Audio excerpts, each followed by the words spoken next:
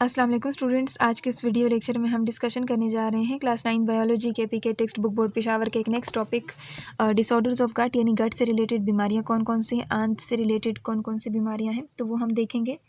जैसे कि आपको मालूम है, हमने डाइजेस्टिव सिस्टम को बहुत डिटेल में डिस्कस किया है। हमने माउथ, फिर फेरेंक्स, फिर ओसोफेगस, फिर उसके बाद स्टमक, फिर उसके बाद स्मॉल इंटेस्टाइन, फिर लार्ज इंटेस्टाइन, इन सब के स्ट्रक्चर और उनके फंक्शंस जो है वो डिस्कस भी किए थे, और इनके साथ जो शॉर्ट क्वेश्चन बन सकते वो भी हमने देखे।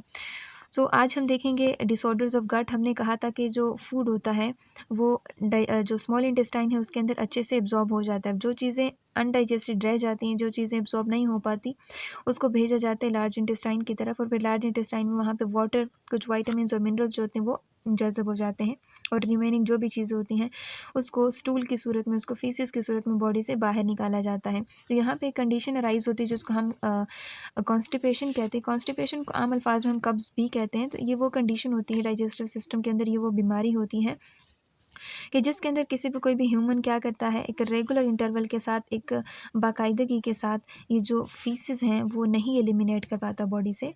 तो आम अल्फाज में ये जैसे कि एक हफ़्ते के अंदर ना 2 से 3 से 4 मरतबा आपको वॉशरूम की ज़रूरत पड़ती है। आप वॉशरूम यूज़ करते हैं, लेकिन अगर आप इससे कम यूज़ कर रहे हैं, इसका मतलब यहाँ पे आपको कॉन्स्टिपेशन हो सकता है।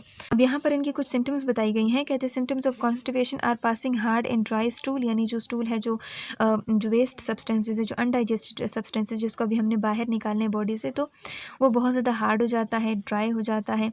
इसके अलावा जब आप जिस्म से जो अनडाइजेस्टेड वेस्ट होते हैं जब उसको बाहर निकालते हैं तो आपको बहुत ज़्यादा ज़ोर लगाना पड़ता है, बहुत ज़्यादा तकलीफ़ होती है आपको। इसके अलावा कभी कभी ना एब्डोमिनल ब्लोटिंग भी होती है। एब्डोमिनल ब्लोटिंग का मतलब ऐसा लगता है जैसे पेट के अंदर, हमारा जो पेट है उसके अंदर गैस भर चुकी है, हवा भर चुकी है, तो ये भी कंडीशन हो सकती है।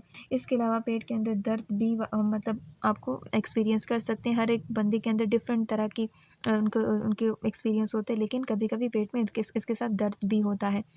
अब यहाँ पे कहते हैं अगर कॉमन इसकी काजेज़ देखें, कॉन्स्टिपेशन की उनकी वजूहात देखें, तो सबसे पहली वजह क्या है, वो है मसालेदार चीज़ें खाना। उसके बाद हम जो वेजिटेबल्स हैं, जो सब्ज़ियाँ हैं वो नहीं खाते, जो डाइटरी फाइबर्स हैं वो नहीं लेते। इसके अलावा जो इनसफिशिएंट फ्लूइड होता है वो नहीं लेते, यानी पानी कम पीते हैं। जो सब्ज़ियाँ हैं, फल हैं, वो कम खाते हैं, मसालेदार चीज़ें खाते हैं, फ़ास्ट फूड ज़्यादा खाते हैं। तो ये चीज़ें होती हैं जिसकी वजह से कॉन्स्टिपेशन जो होती है वो हो सकती है।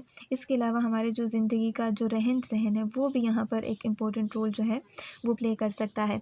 सो इससे हम कैसे बच सकते हैं, ये तो हमने इसकी काज़ेज़ देख ली, इसकी वजूहात देख ली, इससे हम कैसे बच सकते हैं, इससे हम कैसे ठीक कर सकते हैं इसको। तो यहाँ पर हमें चाहिए कि हम डाइटरी फाइबर ज़्यादा से ज़्यादा लें। डाइटरी फाइबर मतलब सब्ज़ियाँ ज़्यादा लें, फ्रूट ज़्यादा खाएँ, ठीक है, पानी ज़्यादा पिएँ, तो इसको ठीक किया जा सकता है।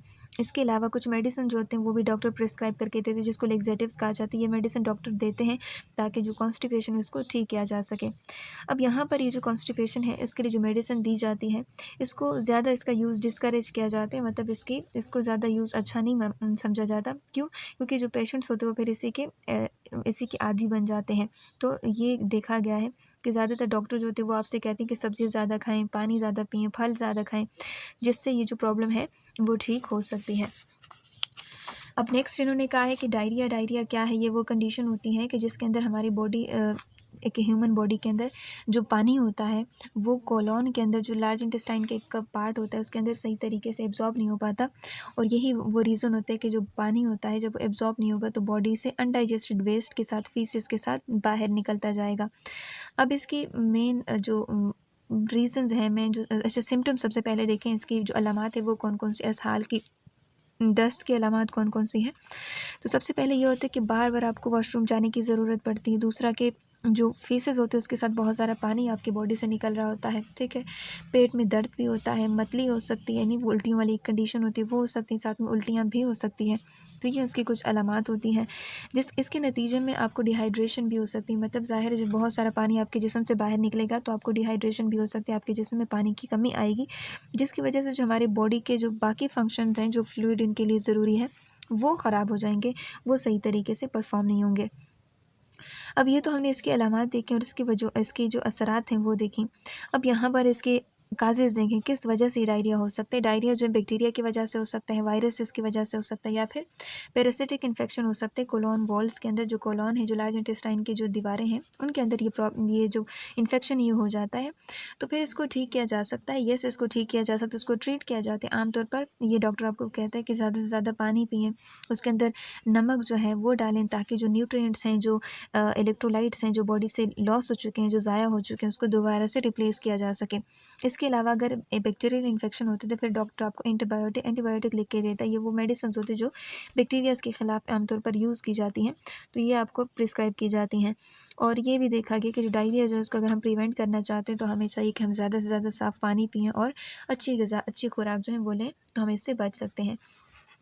अब नेक्स्ट आते हैं यहाँ पे अल्सर्स कहते हैं ज़ख़म को, नासूर को कह सकते हैं। अभी अल्सर कहते हैं एक स्मॉल इरोजन होते हैं, एक होल टाइप होता है जो कि गट के जो वॉल्स होते हैं उसके अंदर बन जाता है।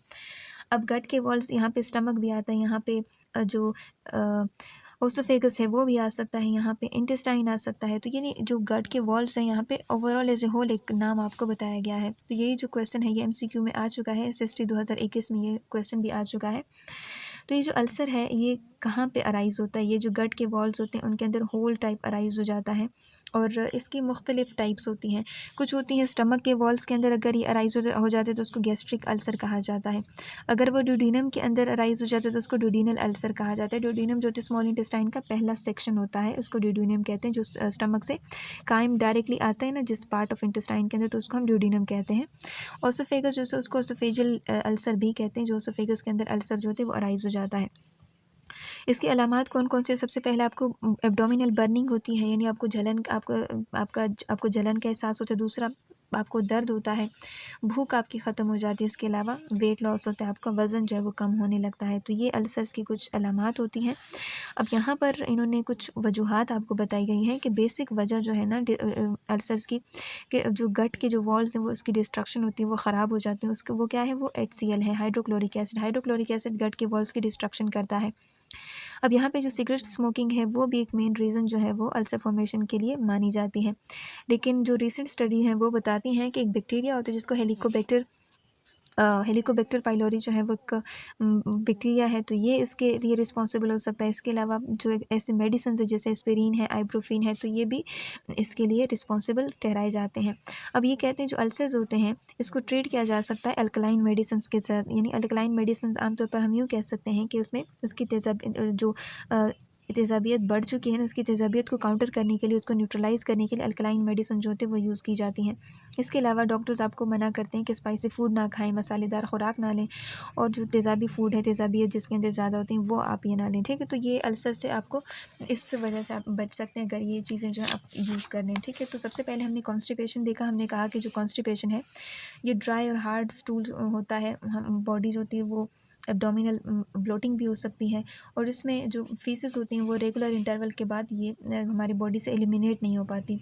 स्पाइसी फूड है, वेजिटेबल्स नहीं लेते हम लोग, डाइटरी फाइबर्स नहीं लेते, तो ये रीज़न इसका बन सकता है। अगर डाइटरी फाइबर लेंगे, पानी ज़्यादा पिएंगे, तो इसको हम ठीक कर सकते हैं। और यहाँ पर डायरिया है, डायरिया को ज़्यादा से ज़्यादा पानी पीना चाहिए, और इसके अलावा साफ़ पानी पीना चाहिए, अच्छी ग़िज़ा लेनी चाहिए, तो ये हम इसको ठीक कर सकते हैं। अल्सर्स जो हैं इसके लिए भी स्पाइसी फूड से मना किया गया है, और इसके लिए डॉक्टर जो होते हैं कुछ मेडिसिन प्रिस्क्राइब करके देते हैं, फिर इससे हम बच सकते हैं। तो ये हमने देख लिया जो कुछ बीमारियाँ, जो हमारा जो गट सिस्टम है, जो हमारा इंटेस्टाइन सिस्टम है, जो हमारा डाइजेस्टिव सिस्टम है, उससे रिलेटेड बीमारियाँ हैं, तो हमने वो देखी। नेक्स्ट इंशाल्लाह हम नेक्स्ट जो चैप्टर है ट्रांसपोर्ट वो देखेंगे।